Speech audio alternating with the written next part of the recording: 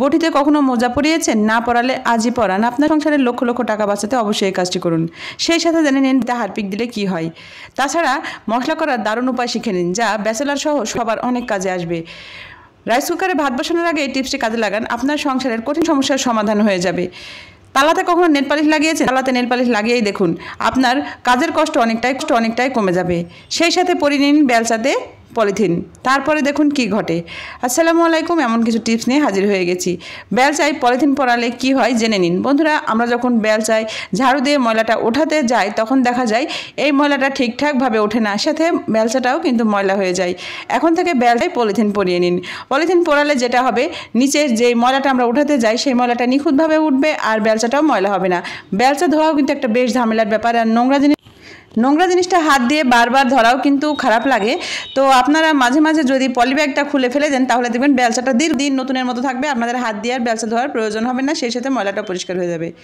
Rice কুকারে ভাত বসার আগে রাইস কুকারের ভেতরে যদি একটুখানি তেল দিয়ে দেন, অর্থাৎ রাইস কুকারে যখন আপনি চালটা বসাবেন তখন এই চালের ভিতরে যদি সামান্য একটু সরিষার অথবা রান্নার তেল দিয়ে দেন, তাহলে যেটা হবে, আপনি রান্নার সময় রাইস কুকারে যখন ভাতটা ফোটে তখন রাইস কুকারের আশেপাশে কিন্তু নোংরা হয়, সেই সাথে রাইস কুকারটাও নোংরা হয়ে যায়, ভাতের মার পরে একেবারে তাই অবস্থা হয়ে যায়। তো আপনারা রাইস কুকারে এভাবে ভাত যখন বসাবেন তখনই ভাতের ভিতরে কয়েক ফোঁটা সরিষার অথবা রান্নার তেল দিয়ে দিবেন, তাহলে ভাতের মারটা ফুটে আর বাহিরে পড়বে না, রাইস কুকার ভেতরেই থাকবে। সেক্ষেত্রে আপনাদের কিন্তু এটা মোছার কষ্টও কমে যাবে, সেই সাথে আপনাদের কাজের কষ্টও কমে যাবে। দেখুন, এখানে আমি রান্নার তেল কয়েক ফোঁটা দিয়ে দিচ্ছি, 5 থেকে 6 ফোঁটা, খুব বেশি দেওয়ার প্রয়োজন পড়বে না। এবারে আমি রাইস কুকারের মুখটা আটকে দিলাম। আটকে দেওয়ার পরে এই রাইস কুকার এভাবে আপনারা রান্না করে দেখবেন, আপনাদের রাইস কুকারটা দীর্ঘদিন নতুনের মতো থাকবে। সেই সাথে আপনাদের এই রাইস কুকারের আশেপাশে যে জায়গাটা ভাতের মার পরে ময়লা হয় সেই সমস্যাটা আর হবে না।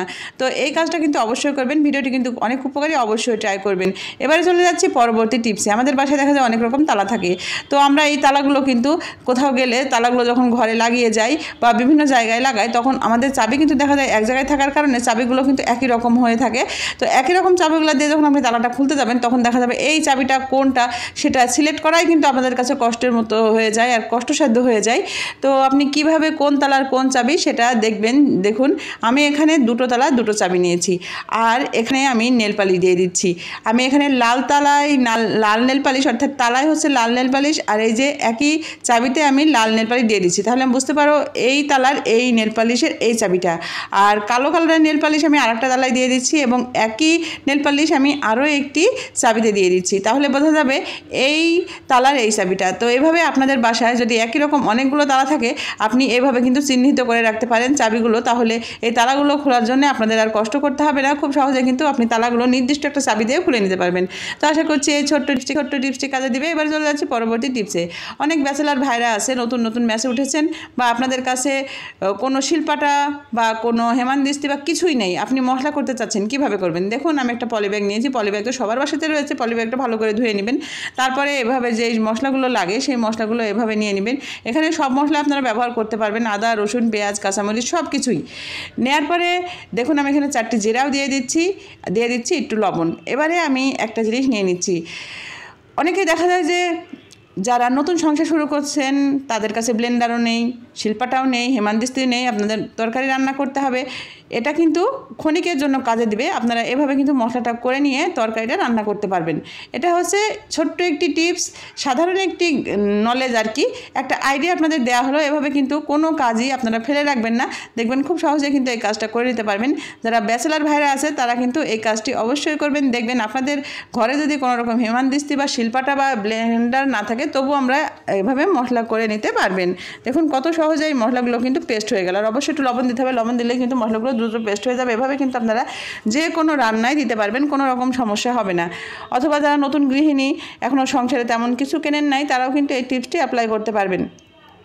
আরও যদি মিহি করতে চান তাহলে এভাবে নিয়ে যদি একটুখানি এভাবে তালা দিয়ে ঘষা দেন তাহলে কিন্তু আরও মিহি হয়ে যাবে। দেখুন কত সহজে এই তালা দিয়ে ঘষাতে কিন্তু একেবারে মিহি হয়ে যাচ্ছে। দেখুন, এটা আমি খুলে আপনাদের দেখাচ্ছি। এভাবে কিন্তু আপনারা ট্রাই করতে পারেন, না বলে কিছুই নেই। আপনার যদি একটু কষ্ট করেন, বুদ্ধি খাটান, তাহলে কিন্তু সংসারের অনেক কাজগুলো অনেক জিনিস ছাড়া সম্ভব করা। এবারে চলে যাচ্ছে পরবর্তী টিপস। আমি এখানে একটু বটি খাতে হারপিক দিয়ে দিচ্ছি। হারপিক কিন্তু আমাদের সবার বাসাতে থাকে, আর একটি হারপিক আপনারা নির্দিষ্ট একটি স্থানে রেখে দেবেন, এটা বাথরুমে রাখার দরকার নেই। এই হারপিক দিয়ে কিন্তু কিচেনের অনেক রকম কাজ করে নিতে পারবেন, কোনো রকম সমস্যা হবে না। এখানে আমি কিছুটা হারপিক দিয়ে দিলাম। কেন হারপিক দিচ্ছি সেটা জানলে কিন্তু অবাক হয়ে যাবেন। আমরা যখন বটিতে তরকারি কাটলে কিন্তু রসুন পেঁয়াজের কষ, সাথে সাথে মশলার কষ সব কিছু বটির গায়ে লেগে যায়, বটিটার তেল চিটচিটে হয়ে যায়, আঠালো হয়ে যায়। আর এই বটির ওপরে কিন্তু তেলাপোকা, পিঁপড়া, এমনকি টিকটিকি পর্যন্ত ঘোরাফেরা করে, মুখ দেয়। এতে কিন্তু আমাদের যে কোনো সময় নানা রকম রোগ ব্যাধির সমস্যা হতে পারে। তো আপনি এইভাবে যদি একটু হারপিক দিয়ে পরিষ্কার করেন, দেখবেন বটির এই লালচে ভাবটা চলে যাবে, পাশাপাশি কোনো মরিচা পড়া বটি একদম চকচকে ঝকঝকে হয়ে যাবে। তো দেখুন আমার বটিটা আমি আগে দেখিয়ে নিচ্ছি। বটিটা দেখুন কেমন লাল হয়ে গেছে, একেবারে বাজে অবস্থা। তো এই বটিটা আমি এখন পরিষ্কার করার জন্য হারপিকের ব্যবহার করব। তো বন্ধুরা, আমি এখানে হারপিক নিচ্ছি, আপনাদের বাসায় থাকা যে কোনো হারপিক নিয়ে নেবেন। তবে অবশ্যই এসব কাজগুলো করার জন্য বাথরুমে থাকা হারপিকটা ব্যবহার করবেন না। হারপিক কিন্তু নিজে জীবাণু নয়, এটা একটি কেমিক্যাল, আর এটা দিয়ে কিন্তু জীবাণু ধ্বংস হয়। আবার এটা কিন্তু একটি পরিষ্কারক জিনিস, এটা দিয়ে কিন্তু পরিষ্কারও করা যায়। তাই হারপিক দিয়ে আপনি পরিষ্কার করলে কোনো রকম সমস্যা হবে না। আপনি পরে বটিটা ভালো করে গরম পানিতে ধুয়ে নেবেন। দেখুন আমি হারপিক দেওয়ার পরে এখানে নিয়েছি লেবু দিয়ে একটু ঘষা দিতে এই বটির গায়ে যত মরিচা ছিল, পাশাপাশি বটির গায়ে যত রকম লালচে আঠালো ভাব ছিল সব উঠে যাবে, বটিটা একেবারে চকচকে ঝকঝকে হয়ে যাবে। লেবুর রস কিন্তু অবশ্যই দিতে হবে। আমি এখানে লেবুটা একটু চিপে চিপে দিয়ে এভাবে বটিটার গায়ে লাগিয়ে দিচ্ছি। লাগিয়ে দেওয়ার পরে আমি কিন্তু বেশিক্ষণ রাখবো না, মাত্র 1 মিনিট রাখবো। এভাবে দেওয়ার পরে আমি একটি স্টিলের স্ক্রাবার দিয়ে ঘষে নেবো। 1 থেকে 2 বার ঘষাতে একেবারে চকচকে ঝকঝকে হয়ে যাবে। বন্ধুরা, আপনারা অবাক হয়ে যাবেন। আপনাদের বটিতে যদি কখনো মরিচা পড়ে যায়, মরিচা পড়া বটিতে কখনো কোনো কাজ করবেন না, তাহলে কিন্তু এই মরিচা মানুষের পেটে গেলে অনেক রকম সমস্যা হতে পারে বা হয়। তাই আপনারা মরিচা পড়লেই বটিটা এইভাবে ক্লিন করে নেবেন, দেখবেন বটিটাও যেমন নতুনের মতো থাকবে। আর এই বটিটা দিয়ে আপনি যখন কাজ করতে যাবেন, কোনো রকম এই মরিচাগুলো তরকারির সাথে বা কোনো রকম রসুন পেঁয়াজের সাথে লেগে যাবে না। সেক্ষেত্রে কিন্তু আপনারা নিখুঁতভাবে কাজটি করে নিতে পারবেন। দেখুন আমি এখানে স্ক্রাবার দিয়ে একটা ঘষা দিতে কেমন চকচকে ঝকঝকে হয়ে যাচ্ছে। আমি এবার এই বটিটা ধুয়ে আপনাদের দেখাবো। আপনারা কিন্তু অবশ্যই বাসায় এই কাজটি করবেন, দেখবেন বটি ধারালো তো হবেই, সেই সাথে বটির সব মরিচা উঠে একেবারে চকচকে ঝকঝকে হয়ে যাবে।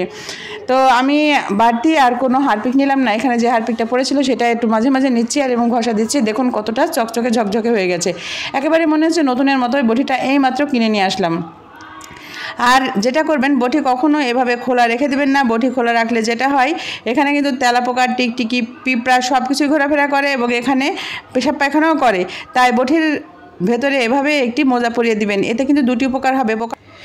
বটি খোলা পেলে পোকামাকড় যে এর উপরে চলাফেরা করে, এবং সেই বটি দিয়ে দেখা যায় আমরা মাঝে মাঝে তাড়াহুড়ো থাকলে না ধুয়ে অনেক কিছু কাটাকাটি করি, এতে কিন্তু আমাদের শরীরে নানা রকম অসুখ বিসুখ বাসা বাঁধতে পারে।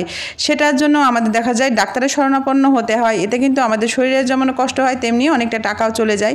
তো আপনি যদি বটিটা এইভাবে মোজা পরিয়ে রেখে দেন, তাহলে দেখবেন সেই সমস্যা হবে না, অনেকটা সেফ থাকবে আপনার পরিবারের সদস্যরা। তো আশা করছি আজকের এই ভিডিওটি আপনাদের ভালো লেগেছে। ভিডিওটি ভালো লাগলে বেশি বেশি শেয়ার করে দিবেন। আমার চ্যানেলে যারা আজকে নতুন, আমার চ্যানেলটি সাবস্ক্রাইব করে নেবেন। সবাই ভালো থাকবেন। নিত্য নতুন টিপস নিয়ে আবারও চলে আসবো। সেই পর্যন্ত আল্লাহ হাফেজ, আসসালামু আলাইকুম।